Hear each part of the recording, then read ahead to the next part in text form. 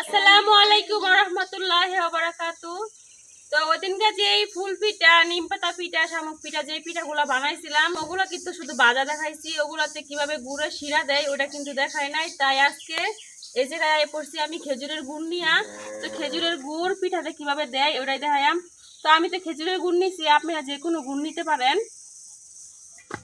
তো এই যে শামুক পিঠা, নিম পাতা পিঠা, নকশি পিঠা যা পিঠা আছে সব পিঠা দিয়ে আজকে গুড় দেম, গুড়ের শিরাটা দেব আর কি। তো গুড়ের শিরা দেওয়ার জন্য এই জায়গায় আমি 2 কেজি পরিমাণ গুড় নিয়ে নিছি।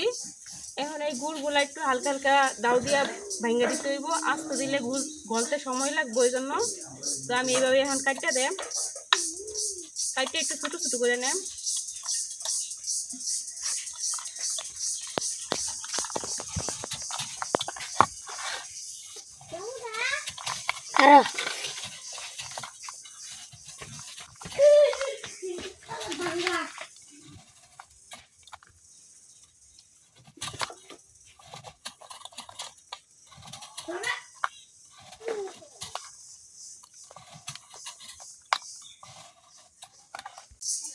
দুই কেজি গুড় কাটার পরে 1 বাটি গুড় হয়ে গেছে। এখন আমি এটা কড়াইয়ের মধ্যে দিয়ে দিতেছি।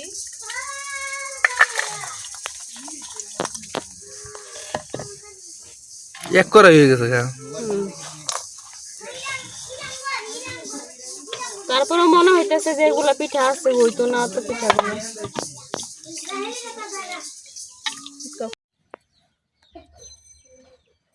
চুলা ধরাই দিছি, এখন গুড়ের কড়াইটা চুলার মধ্যে বসাই দিতেছি।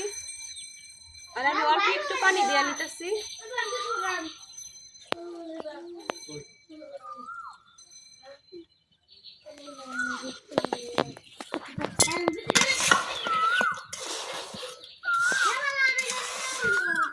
গুড়ের মধ্যে বেশি পানি দেওয়ার দরকার নাই, অল্প পানি দিলে হইব। আর নয়তো কিন্তু বেশি পানি দিলে গুড়টা জাল করতে সময় লাগবে। অল্প পানি দিলে বেশিক্ষণ জাল করা লাগতো না। দেখেন গুড় কিন্তু গলতে শুরু করছে।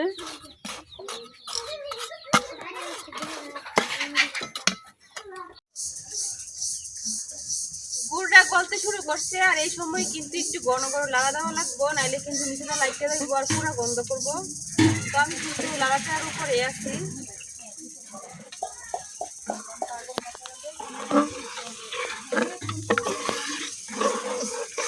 দেখেন অনেকটাই কিন্তু গলে গেছে।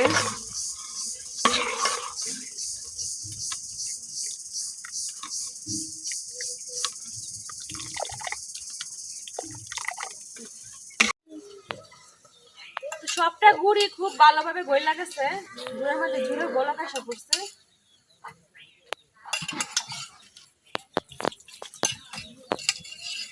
এখন এই জায়গায় আমি দিয়া দেম লেবুর রস।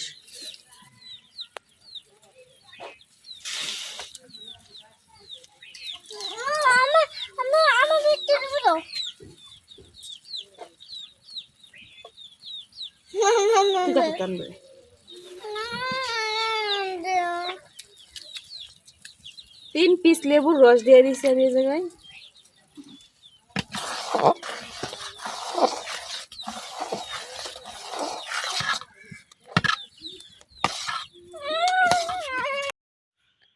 শিরাতে পিঠা দেওয়ার জন্য শিরাটা একেবারেই রেডি।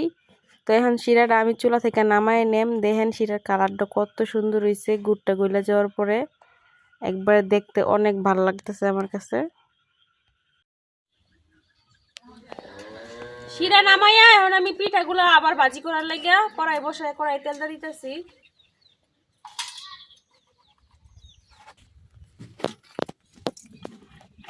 এখন বেশি তেল লাগতো না, অল্প তেল হইলেই হইব। পিঠাগুলা বানায় আমি এই বালতির মধ্যে রেখে দিয়েছিলাম, মানে মোটকাওয়ালা বালতির মধ্যে। তো এই যে 1 বালতি পিঠা, এখন এই সবগুলা পিঠা আবার তেলের মধ্যে ভাজা গুড়ের শিরার মধ্যে ডুবাইয়া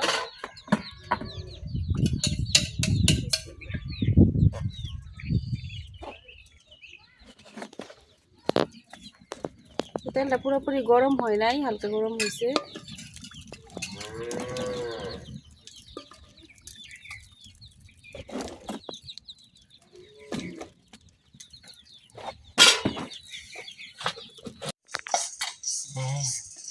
তেলের মধ্যে যে পিঠাগুলো দিছিলাম এই পিঠাগুলো ভাজা হয়ে গেছে। এখন আমি সরাসরি গুড়ের মধ্যে দিয়ে দেব।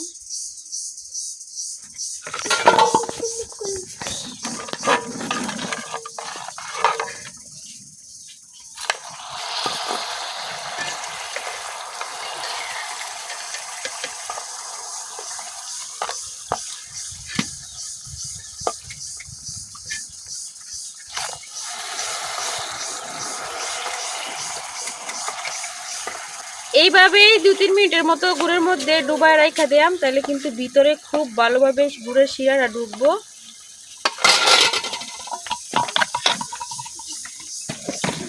আর ওদিক দিয়ে কড়াইয়ের মধ্যে আমি আবার পিঠা দিয়ে দিতেছি।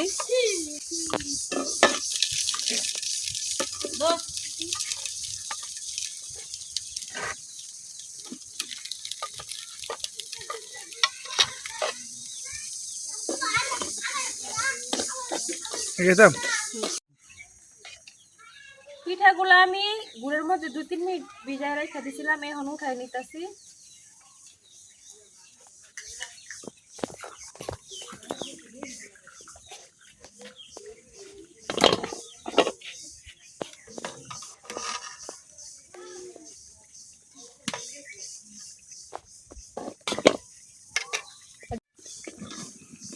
যে পিঠাগুলো তেলের মধ্যে দিয়েছিলাম এই পিঠাগুলো কিন্তু প্রায় ভাজা হয়ে গেছে, আর একটু কালার হলেই উঠে নেন।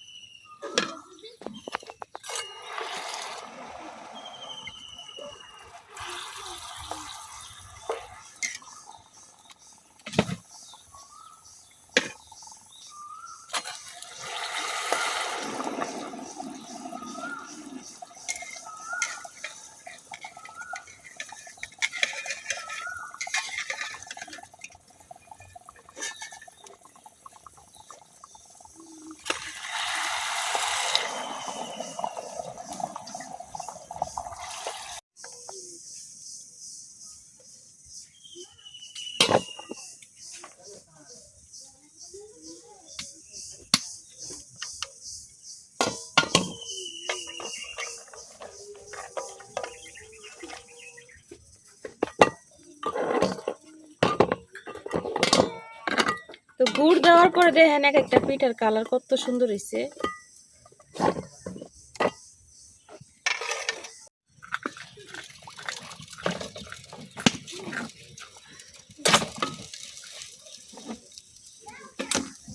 গরম হয়েছে না?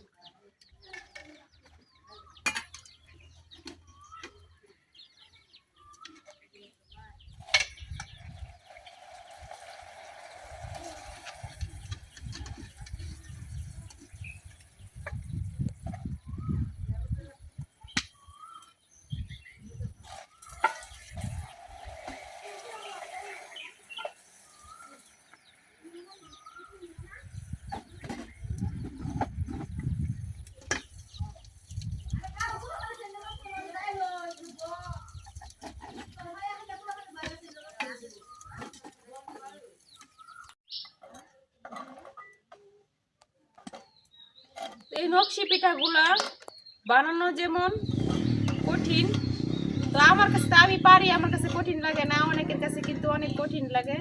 আর গুড়ে দেওয়া, গুড়ের শিরে ডুবানো কিন্তু অনেক সহজ। তো দেখতেই তো আছেন আমি খুব সহজেই পিঠাগুলা গুড়ের শিরার মধ্যে ডুবাই দিতেছি।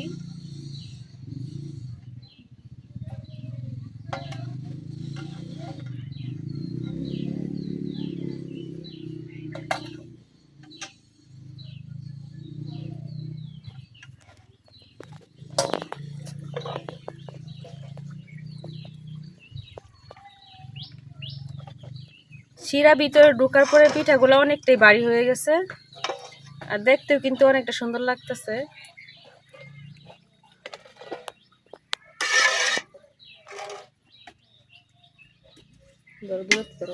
তো আমি এইভাবেই এখন সবগুলা পিঠা শিরার মধ্যে ডুবাই নিলাম।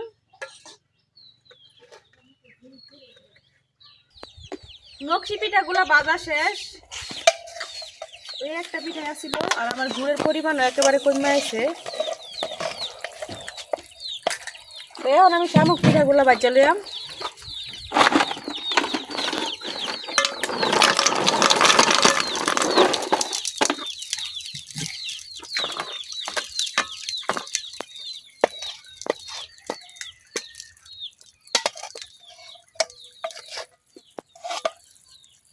পিঠাগুলো শিরাতে দেওয়ার পর এতটা নরম হয়েছে, একেবারে ভাঙ্গা যাইতেছে।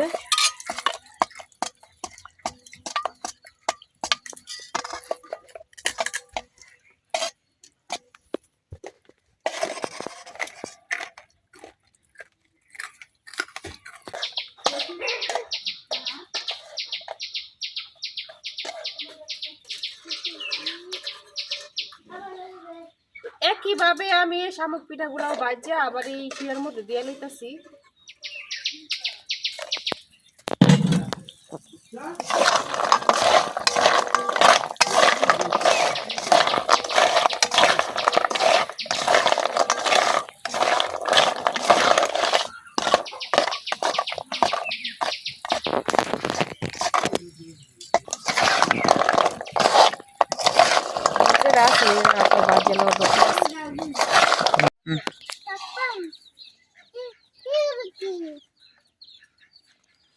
মুরগিটি সরা।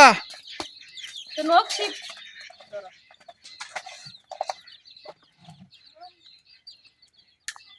নকশি পিঠা আর শামুক পিঠা বাজতেছি। তো আপনাদের ভাইয়া বলতেছে যে কাঁঠাল পাতার পাপড় বানাইছিলা, এগুলাও কিছু বাজো আজকে, তো এগুলাও বাজা নিতেছি। দেখেন আলাদা মধ্যে কত বড় হইতেছে এক একটা পিঠা। কাপড় হয়ে গেছে দেখছো, দুইটা দিয়ে একবারে প্লেট ভরে দিতেছে। এই পিঠাগুলা দিতেই হয়ে যেতেছে, দিতেই হয়ে যেতেছে। আমি একটু গুড়ের শিরা এই পিঠার মধ্যে দিয়ে নিতেছি। গুড়ের শিরা দিলে পিঠাগুলা খাইতে মিষ্টি মিষ্টি লাগবে, ভালো লাগবে।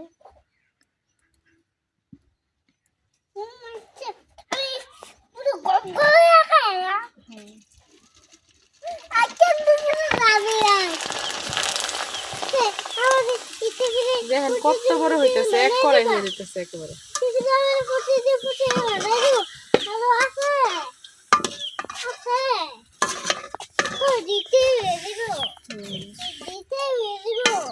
তোমার তেল ছিটে দেবো।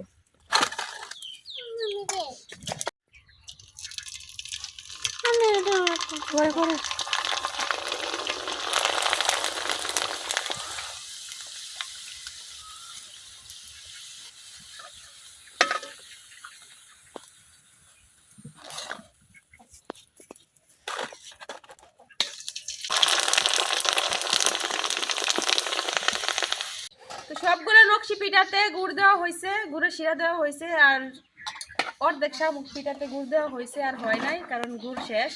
তো পরবর্তীতে আরো গুড় আইন না তারপরে দেওয়া হইব শিরার মধ্যে। অনেকগুলো পিঠা বানাইছি তো এই জন্য দেওয়া হয় নাই। আর দেখেন এই জায়গায় 5-6টার মতো পাপড় বাচ্ছি, এক প্লেট হয়ে গেছে গা।